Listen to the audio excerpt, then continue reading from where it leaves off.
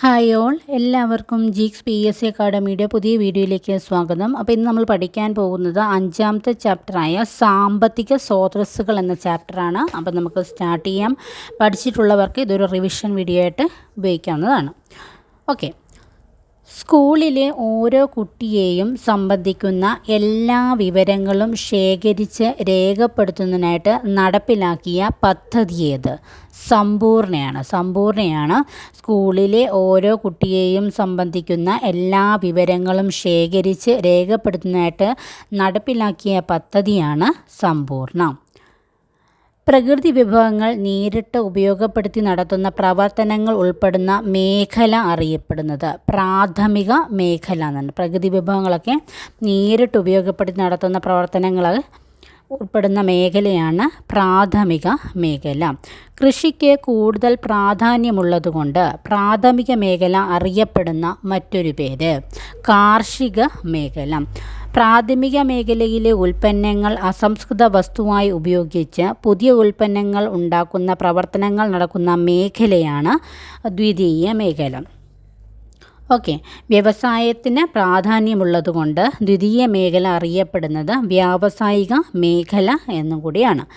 പ്രാഥമിക ദ്വിതീയ മേഖലകളിലെ ഉൽപ്പന്നങ്ങൾ സംഭരിക്കുന്നതും വിതരണം ചെയ്യുന്നതുമായിട്ടുള്ള മേഖലയാണ് സേവന മേഖല. വിദ്യാഭ്യാസം, ഗതാഗതം, ബാങ്കിങ്, IT തുടങ്ങിയവ ഉൾപ്പെടുന്ന മേഖലയാണ് സേവന മേഖല. അപ്പോൾ ഒരിക്കൽ കൂടി നമുക്ക് സ്കൂളുകളിലെ ഓരോ കുട്ടിയെയും സംബന്ധിക്കുന്ന എല്ലാ വിവരങ്ങളും ശേഖരിച്ച് രേഖപ്പെടുത്തുന്നതിനായിട്ട് നടപ്പിലാക്കുന്ന പദ്ധതി ഏത്? സമ്പൂർണ്ണയാണ്. സ്കൂളിലെ ഓരോ കുട്ടിയെയും സംബന്ധിക്കുന്ന എല്ലാ വിവരങ്ങളുമൊക്കെ ശേഖരിച്ച് രേഖപ്പെടുത്തുന്നതിനായിട്ട് നടപ്പിലാക്കുന്ന പദ്ധതി. നടപ്പിലാക്കുന്നതല്ല, ഇപ്പോൾ ഓൾറെഡി അതുണ്ട്. പ്രകൃതി വിഭവങ്ങൾ നേരിട്ട് ഉപയോഗപ്പെടുത്തി നടത്തുന്ന പ്രവർത്തനങ്ങൾ ഉൾപ്പെടുന്ന മേഖലയാണ് പ്രാഥമിക മേഖല. ദ്വിതീയ മേഖല എന്ന് പറഞ്ഞാൽ എന്തായിരുന്നു? അതായത് പ്രാഥമിക മേഖലയിലെ ഉൽപ്പന്നങ്ങൾ അസംസ്കൃത വസ്തുവായിട്ട് ഉപയോഗിച്ച് പുതിയ ഉൽപ്പന്നങ്ങൾ ഉണ്ടാക്കുന്ന പ്രവർത്തനങ്ങളാണ് ദ്വിതീയ മേഖല. ഇപ്പം കൃഷിക്ക് കൂടുതൽ പ്രാധാന്യമുള്ളതുകൊണ്ട് പ്രാഥമിക മേഖല അറിയപ്പെടുന്ന മറ്റൊരു പേരാണ് കാർഷിക മേഖല. ദ്വിതീയ മേഖല അറിയപ്പെടുന്ന മറ്റൊരു പേരാണ് വ്യാവസായിക മേഖല. ഇനി തൃതീയ മേഖല എന്ന് പറഞ്ഞാൽ സേവന പ്രവർത്തനങ്ങളെല്ലാം ചേർന്ന മേഖലയാണ് തൃതീയ മേഖല. തൃതീയ മേഖല അറിയപ്പെടുന്ന മറ്റൊരു പേരാണ് സേവന മേഖല. അപ്പോൾ പ്രാഥമിക മേഖല കാർഷിക മേഖല എന്നറിയപ്പെടുന്നുണ്ട്. ദ്വിതീയ മേഖല വ്യാവസായിക മേഖല എന്നറിയപ്പെടുന്നു. തൃതീയ മേഖല സേവന മേഖല എന്ന് അറിയപ്പെടുന്നു. പ്രാഥമിക, ദ്വിതീയ, തൃതീയ മേഖലകളിൽ ഏറ്റവും കൂടുതൽ തൊഴിലവസരങ്ങൾ ലഭ്യമാകുന്ന മേഖലയാണ്. ഇതിൽ മൂന്നിൽ ഏറ്റവും കൂടുതൽ തൊഴിലവസരം എവിടെയാണെന്നറിയോ? പ്രാഥമിക മേഖലയിലാണ്. അപ്പോൾ ഇത്രയും കാര്യങ്ങൾ പഠിക്കുക ഇമ്പോർട്ടൻ്റ് ആണ്.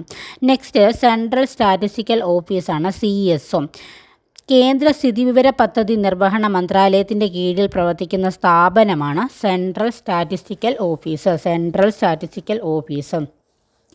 സ്ഥിതിവിവര കണക്കുകളുടെ സംയോജനവും വിശകലനവും നടത്തുന്നു. എല്ലാ മേഖലകളിലെയും സ്ഥിതിവിവരണ കണക്കുകളൊക്കെ ശേഖരിച്ച് ആസൂത്രണ പ്രവർത്തനങ്ങൾക്ക് ഉപയോഗിക്കുന്ന തരത്തിലൊക്കെ ചിട്ടപ്പെടുത്തുന്നു. സ്ഥിതിവിവര കണക്കുകളൊക്കെ ഉപയോഗപ്പെടുത്തിയിട്ട് ദേശീയ വരുമാനം കണ്ടെത്തുന്നു. അപ്പോൾ നമ്മുടെ സെൻട്രൽ സ്റ്റാറ്റിസ്റ്റിക്കൽ ഓഫീസിൻ്റെ പ്രധാന ചുമതലകളാണ്. അതിൽ ഒന്നാമത്തെ ചുമതലയാണ് സ്ഥിതിവിവര കണക്കുകളുടെ സംയോജനവും വിശകലനവും നടത്തുന്നു. 2, എല്ലാ മേഖലകളിലെയും സ്ഥിതിവിവരണ കണക്കുകളൊക്കെ ശേഖരിച്ച് ആസൂത്രണ പ്രവർത്തനങ്ങൾ ഉപയോഗിക്കുന്ന തരത്തിൽ ചിട്ടപ്പെടുത്തുന്നു. 3, സ്ഥിതിവിവര കണക്കുകൾ ഉപയോഗപ്പെടുത്തി ദേശീയ വരുമാനം കണ്ടെത്തുന്നു. ഇനി അടുത്തത് വളരെ ഇമ്പോർട്ടൻ്റ് ആണ്. പ്രാഥമിക, ദ്വിതീയ, തൃതീയ മേഖലകളിൽ ഉൾപ്പെടുന്ന സാമ്പത്തിക പ്രവർത്തനങ്ങളെയൊക്കെ നമുക്ക് അടിസ്ഥാനമായിട്ടുള്ള CSOയുടെ വർഗീകരണമാണ്. അപ്പോൾ അതിൽ പ്രാഥമിക മേഖലയിൽ ഉൾപ്പെടുന്നവ ഏതൊക്കെയാണെന്ന് നോക്കാം. കൃഷിയും അനുബന്ധ പ്രവർത്തനങ്ങളും, വനപരിപാലനം, മത്സ്യബന്ധനം, ഖനനം. പ്രാഥമിക മേഖലയിൽ കൃഷിയും അനുബന്ധ പ്രവർത്തനങ്ങൾ ഉൾപ്പെടുന്നു, വനപരിപാലനം ഉൾപ്പെടുന്നു, മത്സ്യബന്ധനം വരുന്നു, ഖനനം വരുന്നു. ദ്വിതീയ മേഖലയിൽ വ്യവസായം, വൈദ്യുതി ഉൽപ്പാദനം, കെട്ടിട നിർമ്മാണം. വ്യവസായം, വൈദ്യുതി ഉൽപ്പാദനം, കെട്ടിട നിർമ്മാണം വരുന്നു.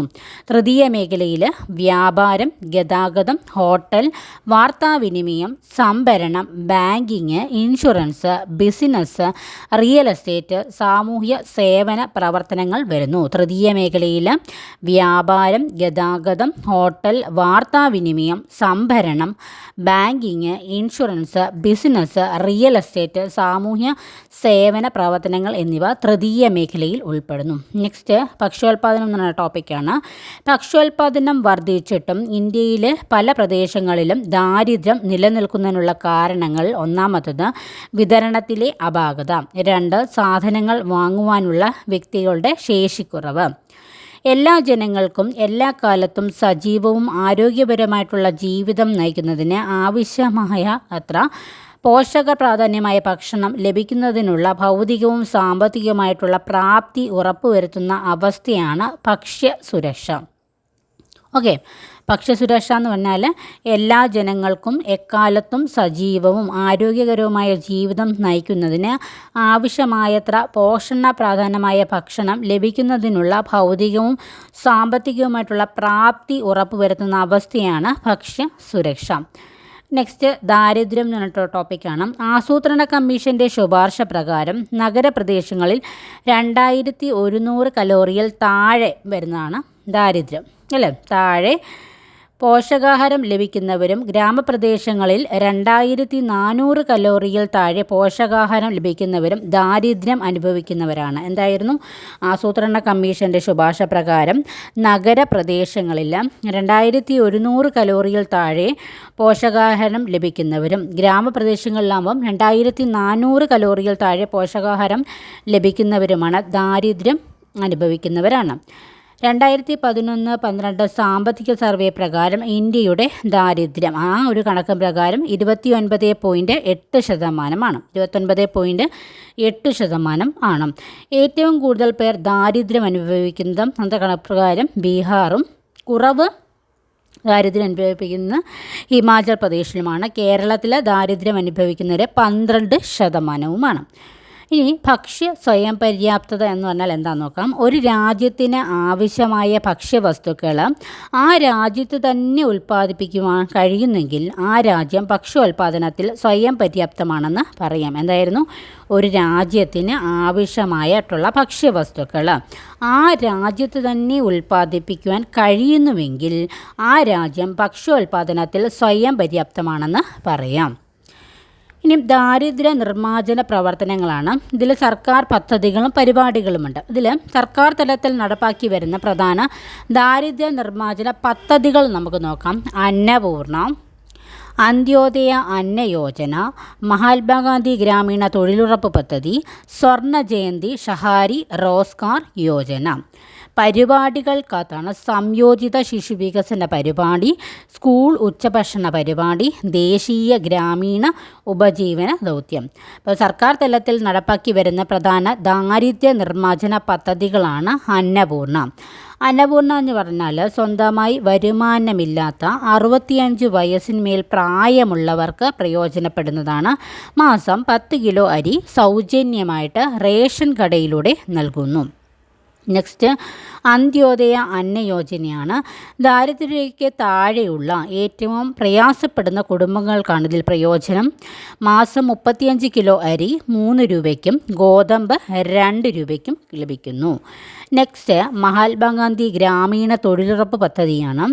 ജോലി ചെയ്യാൻ ആരോഗ്യവും സന്നദ്ധയും ഉള്ളവർക്ക് തൊഴിൽ 100 ദിവസത്തെ തൊഴിൽ ഉറപ്പാക്കുന്ന പദ്ധതിയാണ്. 18 വയസ്സ് പൂർത്തിയായവർക്ക് രജിസ്റ്റർ ചെയ്യാം. ഗുണഭോക്താക്കളിൽ മുന്നിൽ 1 സ്ത്രീകളായിരിക്കണം. നെക്സ്റ്റ് സ്വർണ്ണ ജയന്തി ഷഹാരി റോസ്ഗാർ യോജന. നഗരങ്ങളിലെ തൊഴിൽ രഹിതർക്ക് പ്രയോജനമാണ്. സ്വയം തൊഴിൽ പ്രോത്സാഹിപ്പിക്കുന്നു. അപ്പോൾ സർക്കാർ തലത്തിൽ നടപ്പിലാക്കി വരുന്ന പ്രധാന ദാരിദ്ര്യ നിർമ്മാർജ്ജന പദ്ധതികളാണ് നമ്മൾ പഠിച്ചത്. അന്നപൂർണയുണ്ട്, അന്ത്യോദയ അന്ന യോജനയുണ്ട്, മഹാത്മാഗാന്ധി ഗ്രാമീണ തൊഴിലുറപ്പ് പദ്ധതിയുണ്ട്, സ്വർണ്ണ ജയന്തി ഷഹാരി റോസ്ഗാർ യോജനയുണ്ട്. നെക്സ്റ്റ് സർക്കാരിൻ്റെ പരിപാടികളാണ് സംയോജിത ശിശു വികസന പരിപാടി. അംഗൻവാടി മുഖേനയാണ് നടപ്പിലാക്കുന്നത്. 6 വയസ്സിന് താഴെയുള്ള കുട്ടികൾ, ഗർഭിണികൾ, മുലയൂട്ടുന്ന അമ്മമാർ എന്നിവർക്ക് ഗുണമുണ്ട്. നിശ്ചിത അളവിൽ പോഷകാഹാരം ലഭ്യമാക്കുന്നു. നെക്സ്റ്റ് ഉച്ചഭക്ഷണ പരിപാടിയാണ്. എല്ലാ ഗവൺമെൻറ് അല്ലെങ്കിൽ എയ്ഡഡ് സ്കൂളുകളിലെയും 8ാം ക്ലാസ് വരെയുള്ളവർ കുട്ടികൾക്ക് പ്രയോജനമാണ്. സ്കൂൾ മുഖേന പോഷകമൂല്യമുള്ള ആഹാരം ഉറപ്പുവരുത്തുന്നു. നെക്സ്റ്റ് ദേശീയ ഗ്രാമീണ ഉപജീവന ദൗത്യമാണ്. സ്വയം സഹായ സംഘങ്ങൾക്ക് സഹായം നൽകുന്നു. ബാങ്ക് വായ്പയിലൂടെയും സബ്സിഡിയിലൂടെയും പണം നൽകുന്നു. നെക്സ്റ്റ് പൊതുവിതരണ സംവിധാനമാണ്. ന്യായമായ വിലയ്ക്ക് സമൂഹത്തിൽ ആവശ്യമായവർക്ക് ഭക്ഷ്യവസ്തുക്കളും മറ്റ് നിത്യോപയോഗ വസ്തുക്കളും നൽകുവാൻ ചുമതലപ്പെട്ടതും സർക്കാർ നിയന്ത്രണത്തിലുള്ളതുമായ സ്ഥാപനങ്ങളുടെ ശൃംഖലയാണ് പൊതുവിതരണ സംവിധാനം. നെക്സ്റ്റ് ഭക്ഷ്യസുരക്ഷാ നിയമമാണ്. ഭക്ഷ്യസുരക്ഷാ നിയമം പാർലമെൻറ്റ് അംഗീകരിച്ച വർഷം 2013. ഭക്ഷ്യസുരക്ഷാ നിയമത്തിൻ്റെ പ്രത്യേകതകൾ: ഭക്ഷ്യസുരക്ഷ സർക്കാരിൻ്റെ നിയമപരമായ കടമയാണ്. ആവശ്യമുള്ളത്രയും പോഷകപ്രദവും ഗുണമേന്മയുള്ളതുമായ ഭക്ഷ്യവസ്തുക്കൾ മിതമായ വിലയ്ക്ക് എല്ലാവർക്കും ഉറപ്പാക്കുന്നു. ഭക്ഷ്യവസ്തുക്കളുടെ ലഭ്യത പൗരൻ്റെ നിയമപരമായ അവകാശമാണ്. പ്രധാന പൊതുവിതരണ സംവിധാനങ്ങളാണ് പൊതുവിതരണ കേന്ദ്രം റേഷൻ കട. അപ്പോൾ അവിടെ അരി, ഗോതമ്പ്, പഞ്ചസാര, മണ്ണെണ്ണയൊക്കെ ലഭ്യമാക്കുന്നു. ഹോർട്ടികോർപ്പിൽ പച്ചക്കറികൾ ലഭ്യമാക്കുന്നു. അതുപോലെ തന്നെ Supplyco super market, Nanma store, Neethi store, Labham supply market, Maveli store, Triveni super market, Triveni floating super മാർക്കറ്റിലൊക്കെ എല്ലാ നിത്യോപയോഗ സാധനങ്ങളൊക്കെ ലഭിക്കുന്നു. നമുക്കറിയാവുന്ന കാര്യങ്ങളാണ്. അപ്പോൾ ഇത്രയുമാണ് ആ ഒരു ചാപ്റ്ററിൽ പറഞ്ഞിരിക്കുന്ന പ്രധാനപ്പെട്ട കാര്യങ്ങൾ. സാമ്പത്തിക സ്രോതസ്സുകൾ എന്നുള്ള ചാപ്റ്ററിൽ ഇതിൽ പ്രധാനമായിട്ടും പ്രാഥമിക മേഖല, പ്രാഥമിക മേഖല, ദ്വിതീയ, തൃതീയ മേഖലകളിൽ ഏതൊക്കെയാണ് വരുന്നത്, അവരുടെ പ്രത്യേകതകൾ നമ്മൾ പഠിച്ചിരിക്കണം. പിന്നെ സർക്കാർ നമ്മുടെ ദാരിദ്ര്യ നിർമ്മാർജ്ജനം എന്ന് പറഞ്ഞാൽ ഏത് റേഞ്ചിൽ വരുന്നവരെയാണ് ഉദ്ദേശിക്കുന്നത് എന്നുള്ളതും, പിന്നെ ഈ സർക്കാർ തലത്തിൽ നടപ്പാക്കി വരുന്ന പ്രധാന ദാരിദ്ര്യ നിർമ്മാർജ്ജന പദ്ധതികളും പരിപാടികളും നമ്മൾ പഠിച്ചിരിക്കണം. അപ്പോൾ ഇത്രയും കാര്യങ്ങൾ നല്ല രീതിയിൽ ബൈ ഹാർട്ട് ചെയ്യുക. അടുത്ത വീഡിയോയിൽ നമുക്ക് വീണ്ടും കാണാം. അപ്പോൾ എല്ലാവർക്കും ബൈ. താങ്ക്